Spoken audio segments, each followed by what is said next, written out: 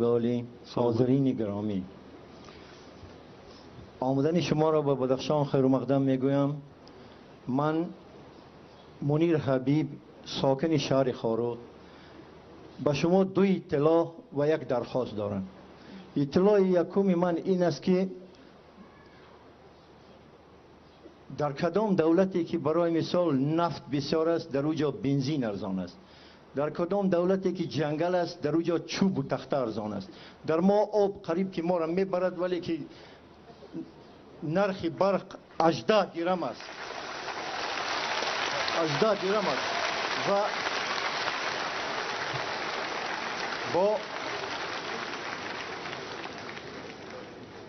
با کارمندان شرکت پامیر انرژی گپ زنا میکنیم. اونا ما را میگن که ما با شما شرطنامه داریم. شرطنامه کلام الله نیست که او را دیگرگون کنیم.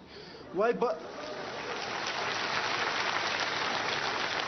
را به قرب اسرار خارجی از ما میستانند. چند دلار بالا میرود، همین قدر نرخ برق از ما بالا میرود. ما نمیدونیم این به یگان بدبختی آورده میرساند. جناب عالی، این را دیدن لازم است. اطلاع یکمی نه. اطلاع دوم من این است که برای مثال به همگان معلوم است فرزندان ما تا به مکتب رفتن. عموما ما پامیر ریایی که هستیم تا به مکتب نرویم زبان تاجیکی نمیدانیم. زبان تاجیکی ندانستن این عیب است.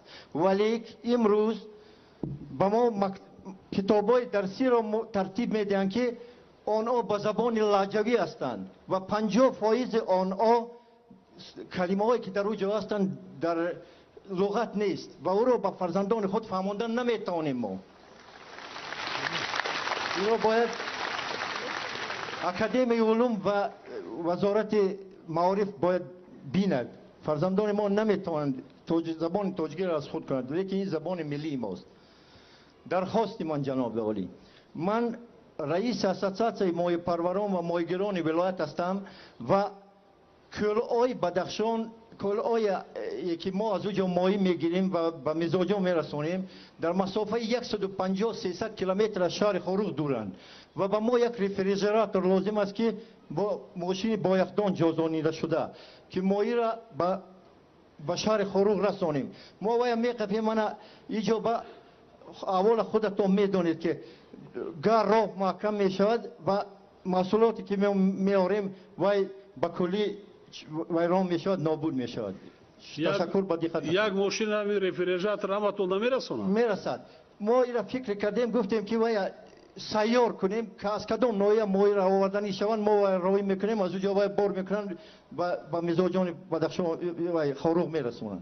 محمد تویش داره رفریژراتور خالدیلینگ داره؟ نداره؟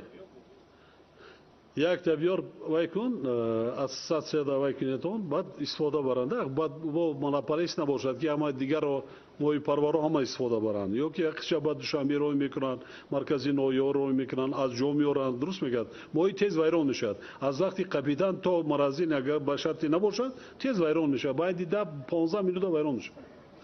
سلامت باشید جناب. این یک حاضر بیست که ویران دادی نرخی برق شهرنامه پامیر انرژی همینجا است. چیکار میکنیم؟ چیکار کنیم؟ به این هم زندگی در کوهستان بسیار سخت سنگین است. ما این را دیده میبریم. فهمو؟ کجایی که امکانیت باشد میبینیم کمک میکنیم. سلامت باشید. دایر با کتابای درسی وزیر معارف است. درست میگوید. درست میگوید. از کتابای درسی باید در مکتبچه در خودی مؤسسه‌های چی باید درست کنید. دیگر وای نکنید تحقیق کنید. خوبه؟ سلامت باشید. پیشنهاد فرصت کنید. مرحمت.